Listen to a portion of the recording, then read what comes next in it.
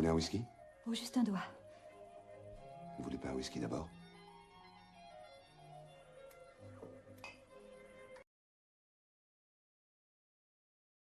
Bonjour à tous et bienvenue pour cette nouvelle vidéo. Alors aujourd'hui je vais vous faire un petit peu la liste de mes séries en cours, les séries que je regarde actuellement.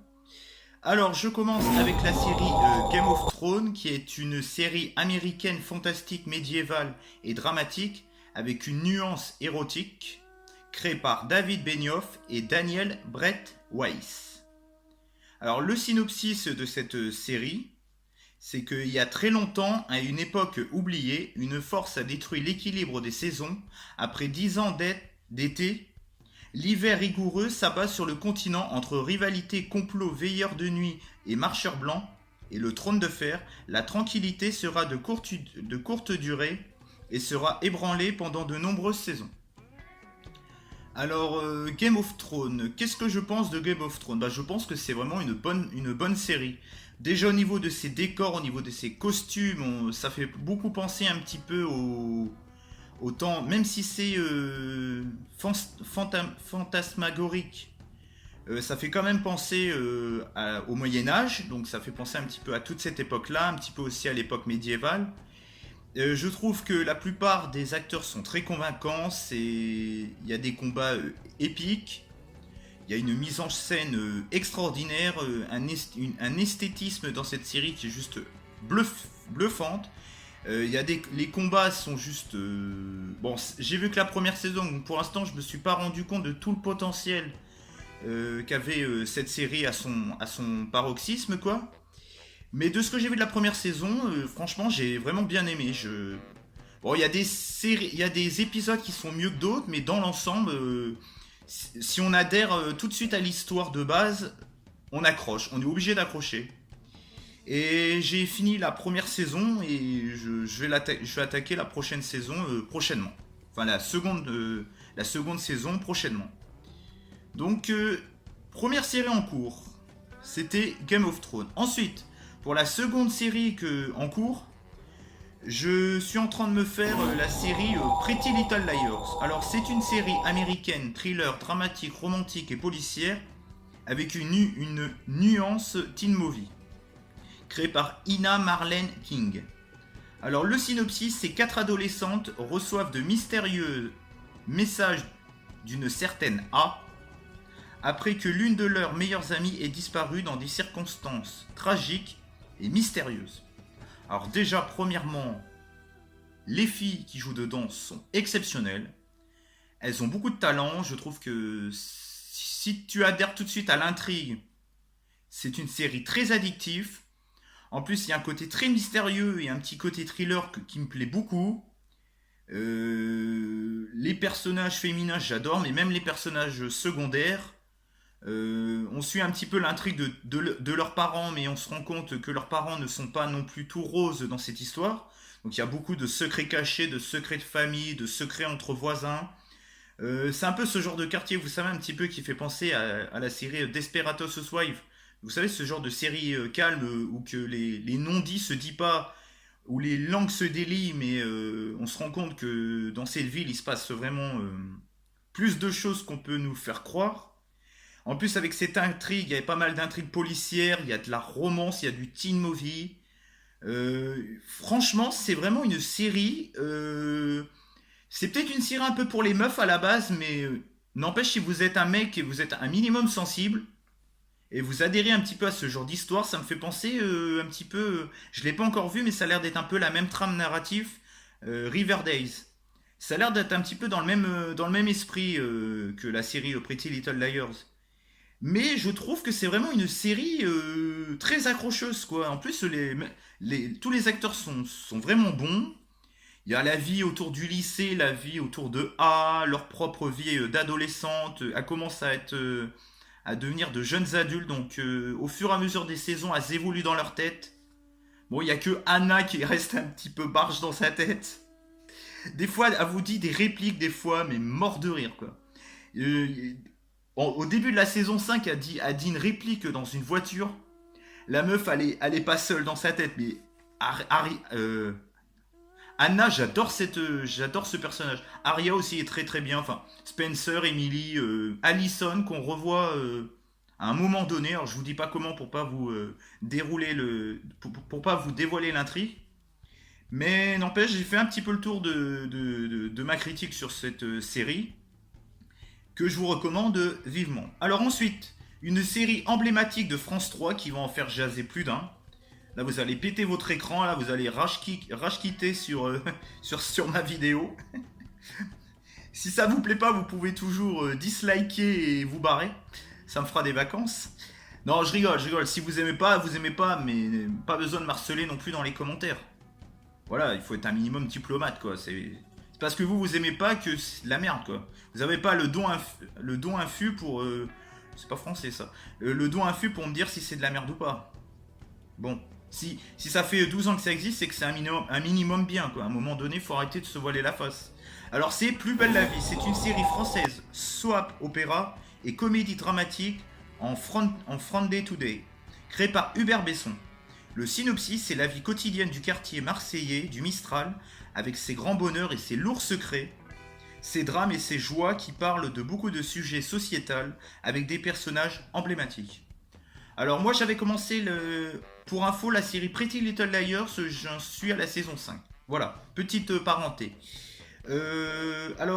Série Plus belle la vie, c'est une série que je suis environ depuis presque 12 ans, ou ça fait 12 ans, j'ai pas vraiment fait attention.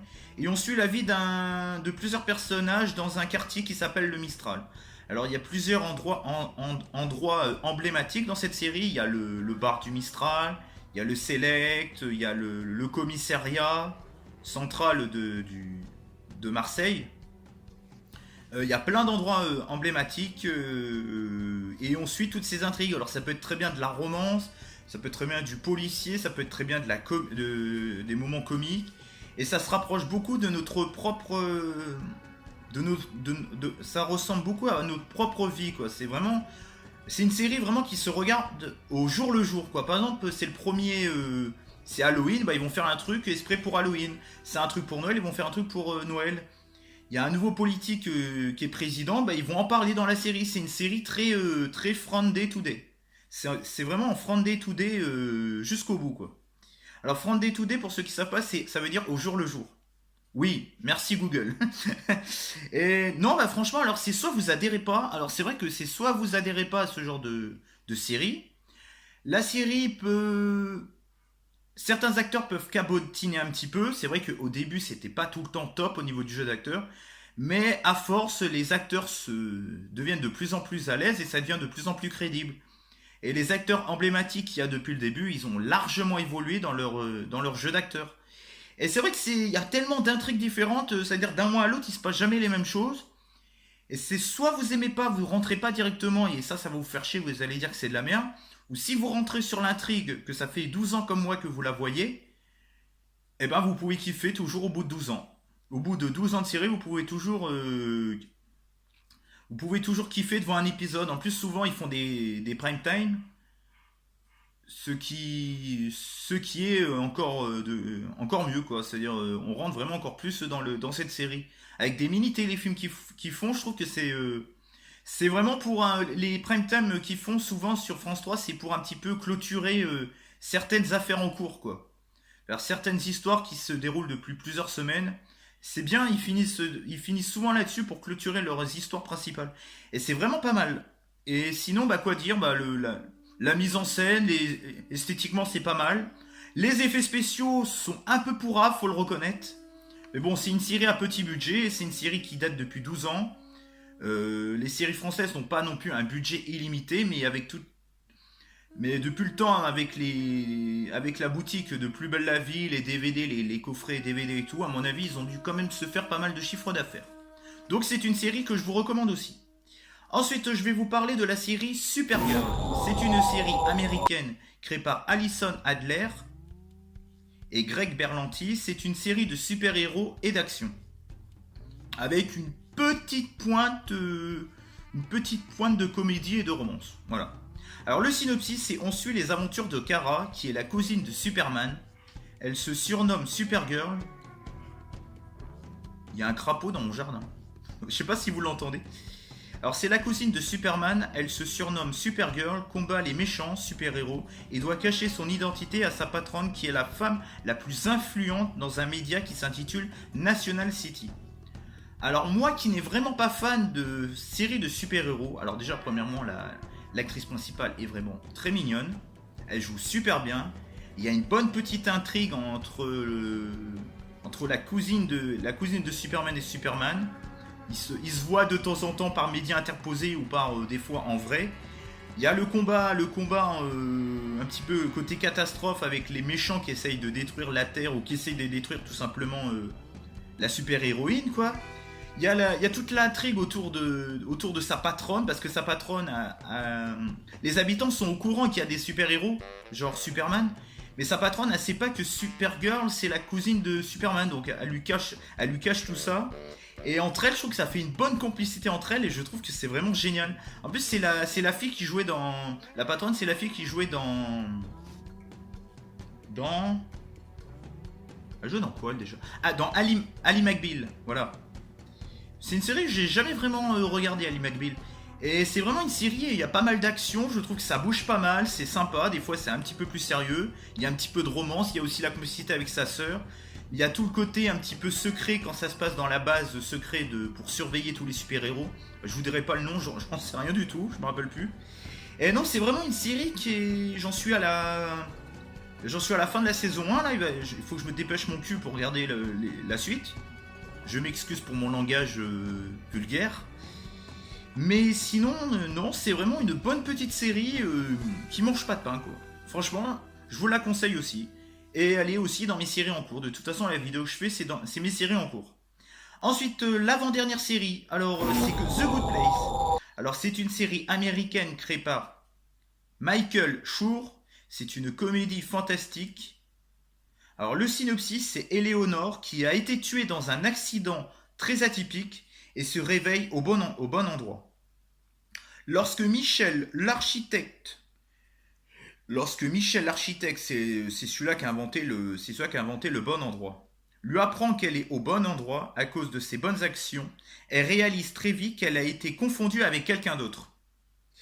Elle devra garder ce secret pour ne pas risquer de se retrouver au mauvais endroit.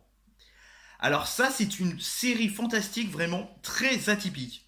C'est un peu, vous faites des bonnes actions, vous vous retrouvez au paradis. Enfin, c'est un paradis un peu fantasmagorique. Et il y a le côté mauvais endroit. Donc c'est le côté en genre enfer. Et déjà, l'actrice qui joue dedans, elle jouait dans quoi, elle, déjà? C'est elle qui jouait dans Véronica Mars, l'actrice principale. Le patron, il est excellent, parce qu'il est excellent, c'est pas une meuf, donc il est excellent. Il y a la petite robot humanoïde qui est vraiment, elle est exceptionnelle, elle est exceptionnelle dans cette actrice, enfin, et son personnage aussi. Il y a tout son entourage aussi, ses amis qu'elle a découvert au bon endroit, qui va l'aider un petit peu à faire des bonnes actions, parce que quand t'as fait des mauvaises actions, il arrive que des problèmes dans le bon endroit. Ça fait un petit peu une influence un peu bizarre. Alors ses amis vont un petit peu l'entraider pour pas que ça se reproduise, pour pas qu'il y ait d'autres catastrophes, pour qu'elle soit dans cette société, qu'elle soit à son aise, mais aussi pour pas qu'elle se fasse choper. Donc évidemment, ses amis vont lui apprendre à faire des bonnes actions, à se conduire bien dans la société pour éviter qu'elle se fasse griller, quoi. Et sinon, je trouve que c'est une série qui est vraiment très humoristique, avec un petit côté fantastique qui est vraiment pas mal. Il y a un bon petit retournement de situation à la toute fin de la première saison. Là, j'en suis à l'épisode 4 de la saison 2. Et c'est vrai qu'à la fin, il y a un bon petit retournement de situation qui est pas désagréable. Et sinon, quoi dire de plus? C'est bien rythmé. Franchement, c'est vraiment fun. Je trouve que c'est un scénario qui, pour le coup, qui est vraiment, et une intrigue qui est vraiment originale. Et j'ai pas grand chose d'autre à dire sur ce synopsis, enfin sur mon point de vue. Mais c'est vraiment une série que je vous recommande. C'est une petite, c'est une petite pépite cette série. C'est une petite pépite qui prend pas la tête, mais qui est vraiment bien faite, je trouve. Ensuite, non, je suis vraiment désolé, c'était pas la dernière série en fait, il en reste beaucoup. Je sais pas pourquoi je disais que c'était la fin de la dernière série. Il y a Black Mirror, c'est une série anglaise créée par Charlie Brooker. Breaker.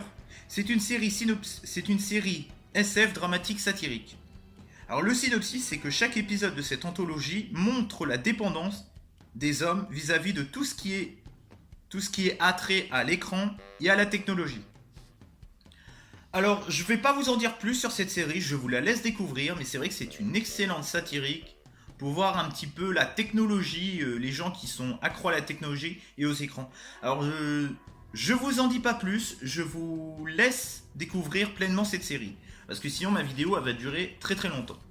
Ensuite, alors je vais vous parler de la série Fear the Walking Dead, qui est une série américaine créée par Robert Kirkman.